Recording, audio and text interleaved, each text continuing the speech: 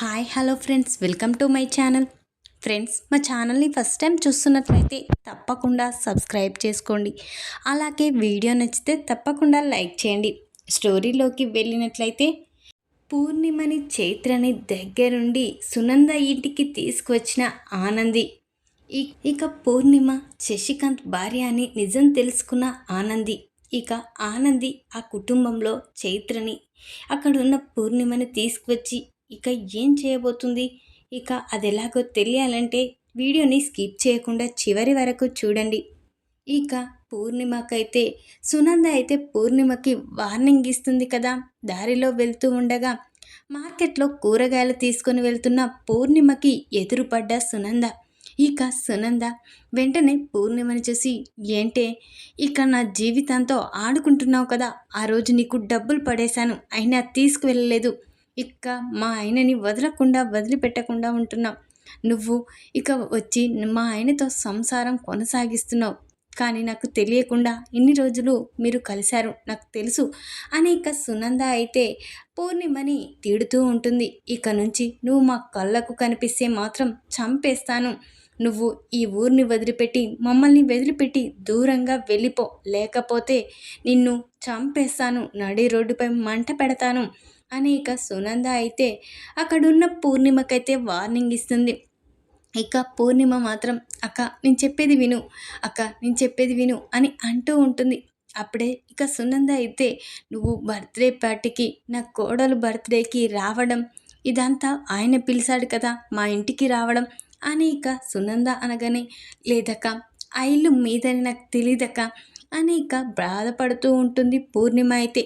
ఇక సునంద అయితే, నేను చెప్పాను కదా ఈ ఊరిని మమ్మల్ని విడిచి దూరంగా వెళ్ళిపో, ఇక మా జీవితంలోకి అడుగు పెట్టకు అని ఇక సునంద అయితే ఇక వార్నింగ్ ఇస్తుంది పూర్ణిమకైతే. ఇక పూర్ణిమ మాత్రం చెమటలు పడుతూ కంగారు పడుతూ ఇక వణుకుతూ ఇంటికైతే వెళ్ళిపోతుంది.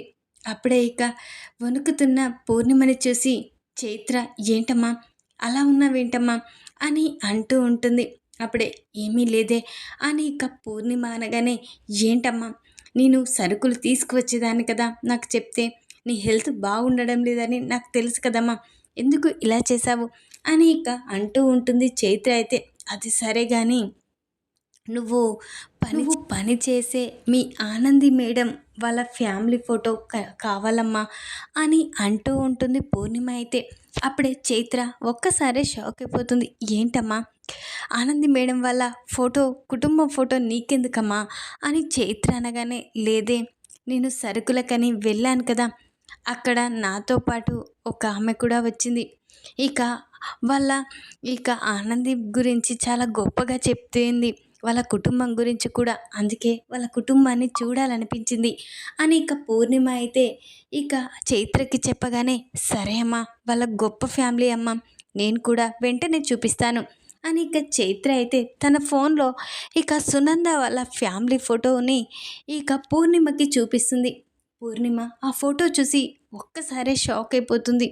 అప్పుడే ఇక, చూసావు కదమ్మా ఇతను శశికాంత్, ఇక ఆనంది మేడం వాళ్ళ మామయ్య గారు, చాలా మంచివారు, ఇలాంటి తండ్రి నాకు కూడా ఉంటే బాగుండు అని అనిపిస్తుంది అని ఇక చైత్ర చెప్తూ ఉంటుంది.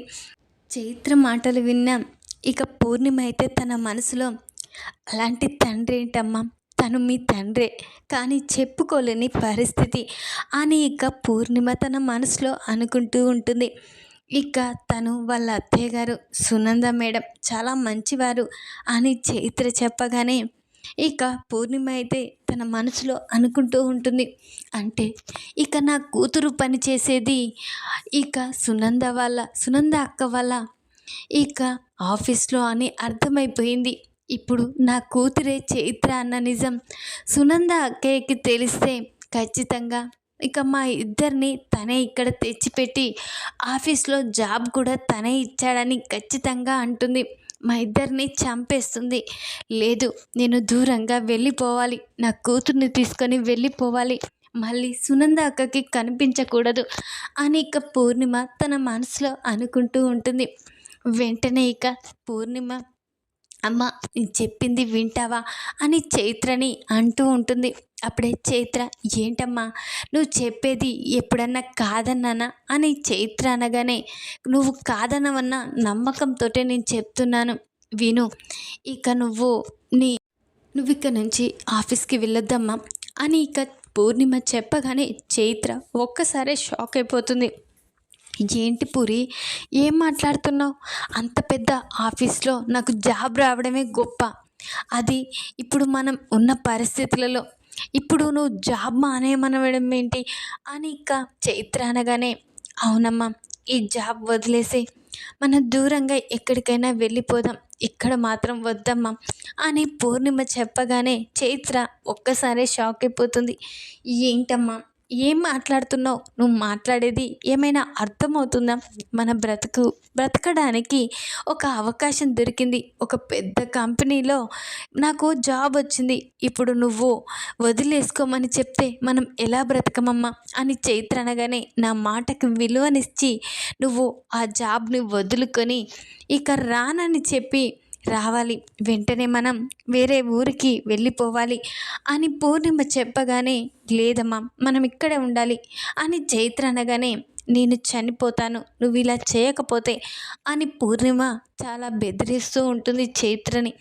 అప్పుడు చైత్ర, లేదమ్మా నీ నోటి గుంట ఆ మాట రాకూడదమ్మా, నాకు ఉన్నది నువ్వు ఒక్కదానివే కాబట్టి నువ్వు ఎప్పటికీ నాతోనే ఉండిపోవాలమ్మా అని చైత్ర వెంటనే, నేను ఆనంది మేడానికి నేను ఇక ఆఫీస్కి రావడం లేదు, ఇక నేను జాబ్ వదిలేస్తున్నాను, మేము దూరంగా వెళ్ళిపోతున్నామని మేడానికి చెప్పొస్తానమ్మా అని ఇక వెంటనే చైత్ర ఒక పేపర్లో తన సైన్ చేసి ఇక ఆనంది దగ్గరికి వస్తుంది. అప్పుడే ఆనంది చైత్రని చూసి, ఏంటి చైత్ర ఇలా వచ్చావో అని ఆనంది అనగానే, చైత్ర వెంటనే, మేడం నేను రిజిగ్నేషన్ లెటర్ తీసుకువచ్చాను, ఇక నేను వెళ్ళిపోతున్నాను మేడం, ఆఫీస్లో వర్క్ చేయడం లేదు అని చైత్ర చెప్పగానే ఆనంది ఒక్కసారే షాక్ అయిపోతుంది. ఏంటి చైత్ర ఏం మాట్లాడుతున్నావు?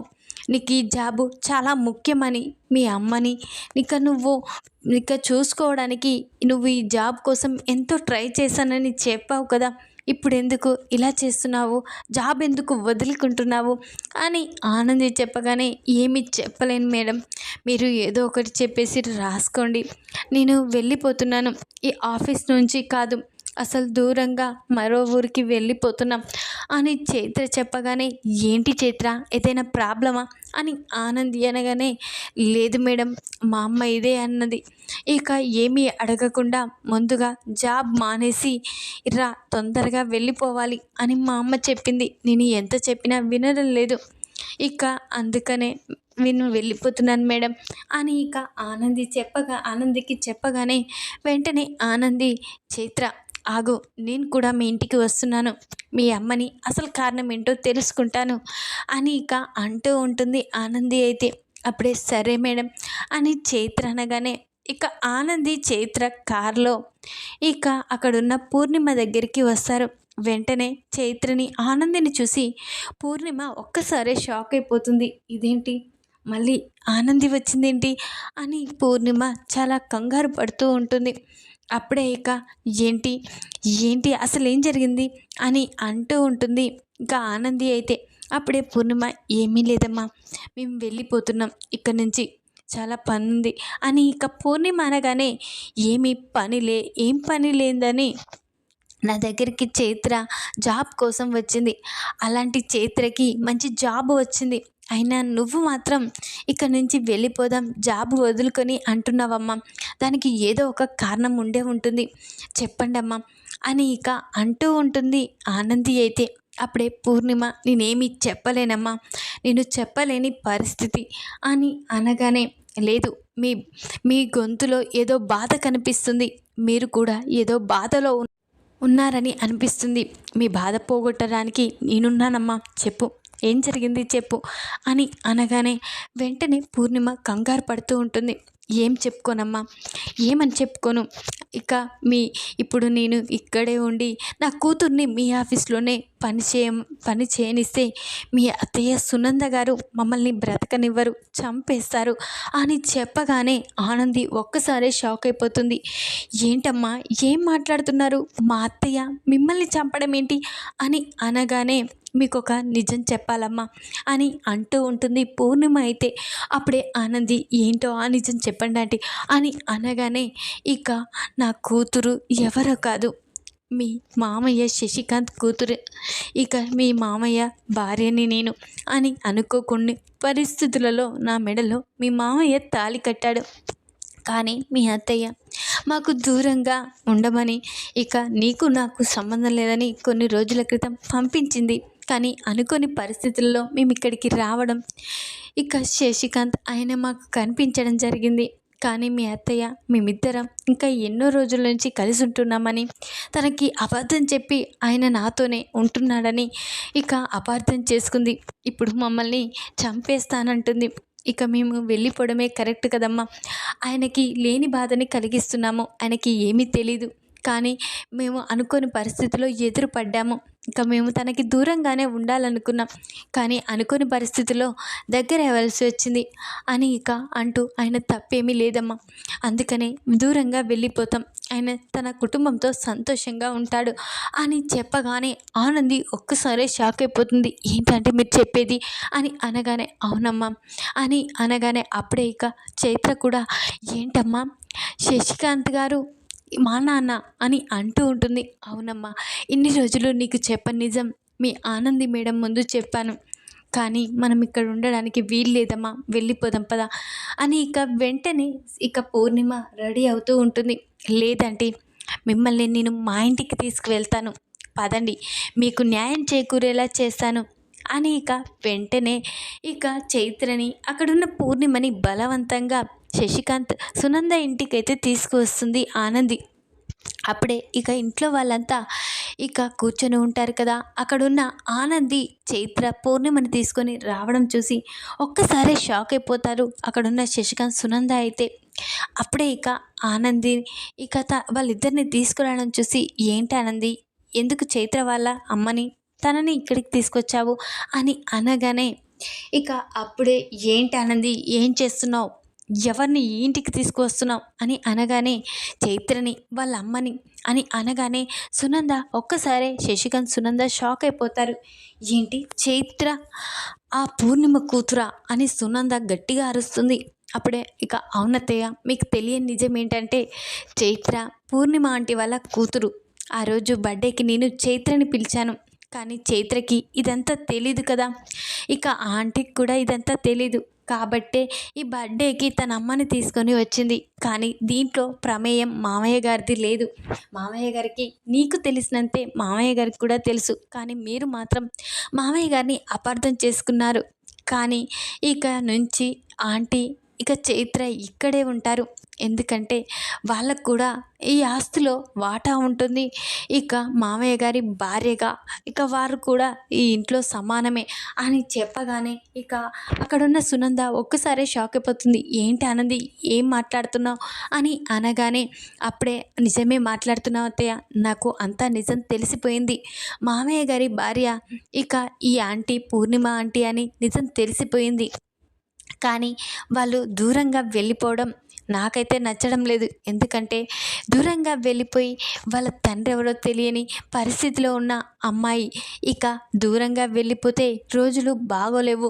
కాబట్టి తెలుసు కదా, అందుకనే మనం వాళ్ళకి న్యాయం చేయాలి.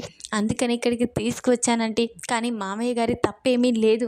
అసలు మామయ్య గారు ఆంటీని ముందుగా ఎప్పుడూ చూడలేదు అని చెప్పగానే ఇక పూర్ణిమ కూడా ఇక చాలా కంగారు పడుతూ ఉంటుంది. సునంద మాత్రం షాక్ అయిపోతుంది. అంటే చైత్ర ద్వారానే ఈ పూర్ణిమ బర్త్డేకి వచ్చిందా, నేనే ఆయనని అపార్థం చేసుకున్నానా అని ఇక చాలా బాధపడుతూ ఉంటుంది అక్కడున్న సునంద. అయితే అప్పుడే శశికాంత్ వైపు బాధగా చూస్తుంది. చూసావు కదా సునంద, ఇక నా ప్రమేయం ఏమీ లేదని తెలిసింది కదా.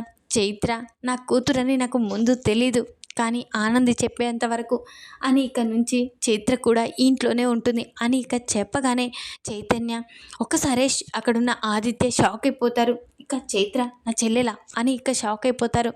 అప్పుడే ఆదిత్యని వెంటనే ఆనంది ఆదిత్య గారు చూశారు కదా, ఇక నుంచి ఇద్దరు ఆడవాళ్ళని మనం దూరంగా పంపించడం మన తప్పే అవుతుంది కదా, వాళ్ళకి ఏది జరిగినా మన ప్రమేయం ఉందని అనుకుంటారు, కాబట్టి వాళ్ళు కూడా ఈ ఇంట్లోనే ఉండడానికి ఆస్కారం ఉంది కదా ఆదిత్య గారు అని ఆనంది చెప్పగానే ఆదిత్య ఇక తనలో తాను ఇక చాలా ఆలోచిస్తూ ఉంటాడు. అక్కడున్న జీవన ఏంటి మామయ్య గారు చాలా గొప్పవారని, భార్యాభర్తలకి ఆదర్శం వాళ్ళేనని, చాలా అన్యోన్యత దాంపత్యం అని చెప్పారు, కానీ మామయ్య గారు మాత్రం ఇలాంటి రెండో సెటప్ కూడా నడుపుతున్నారా అని ఇక చునకనగా మాట్లాడుతూ ఉంటుంది జీవన అయితే. అప్పుడే ఆనంది జీవన దగ్గరికి వచ్చి జీవన చెంప పలగొట్టి ఏం మాట్లాడుతున్నా అనుకుని పరిస్థితిలో మామయ్య గారు తన మెడలో తాళి కట్టవలసి వచ్చింది. ఆ పరిస్థితి ఏంటై ఉంటుందని ఆలోచించవచ్చు కదా. ఇక అది ఆలోచించకుండా తను ఇక కొన్ని కారణాల వల్ల ఇక తన మెడలో తాళి కట్టాడని తెలుసుకోకుండా అపార్థం చేసుకోవడం తప్పు. అత్తయ్య గారు కూడా అదే అపార్థం చేసుకున్నారు. అసలు నిజమేంటో తెలిస్తే అత్తయ్య గారు కూడా మామయ్య గారిని ఏమీ అనరు. ఇక అక్కడున్న చైత్రని పూర్ణిమ ఆంటీని కూడా ఇక్కడే ఉండనిస్తారు అని ఇక ఆనంది అయితే జరిగిన విషయం మొత్తం నిజమైతే బయట పెట్టేస్తుంది. అది విన్న ఇక సునంద, ఆదిత్య, చైతన్య ఒక్కసారే షాక్ అయిపోతారు. అంటే నా చెల్లెలు చైత్ర అని ఇక చాలా సంతోషంతో ఆదిత్య, చైతన్య అయితే చైత్రని హత్తుకుంటారు. అది చూసిన సునంద కూడా చైత్రని కౌగిలించుకొని చాలా సంతోషపడుతుంది. ఈ విధంగానైతే ఆనంది ఇక అక్కడున్న పూర్ణిమని ఇక చైత్రనైతే ఆ కుటుంబానికైతే అసలు నిజం తెలుసుకొని దగ్గర చేస్తుంది. ఈ వీడియో కనుక మీకు నచ్చినట్లయితే లైక్ చేయండి. మరిన్ని వీడియోల కోసం ఛానల్ని సబ్స్క్రైబ్ చేసుకోండి ఫ్రెండ్స్. Thanks for watching.